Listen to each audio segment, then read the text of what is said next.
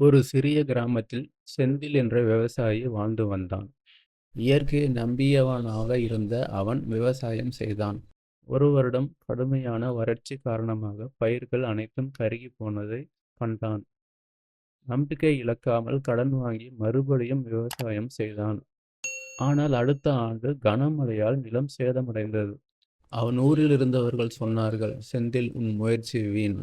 ஏன் உன் வாழ்க்கையை வீணடிக்கிறாய்? வேற ஏதாவது தொழில் பார் என்றார்கள். ஆனால் செந்தில் நம்பிக்கையுடன் இன்னும் கடன் வாங்கி 3வது முறையாக விவசாயம் செய்யத் தொடங்கினான். இந்த முறை காலநிலை சரியாக அமைந்தது.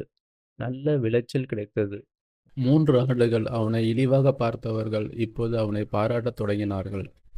கிராமத்து பெரியவர்கள் கூட அவனது உறுதியை புகழ்ந்தார்கள். செந்தில் சிரித்துக்கொண்டே சொன்னான், நம்பிக்கை எப்போது ஒருவன் இழக்கிறானோ அவன் தோற்கிறான். ஆனால் நம்பிக்கை இழக்காமல் முயற்சிக்கும் மனிதன் வெற்றி பெறுவான்.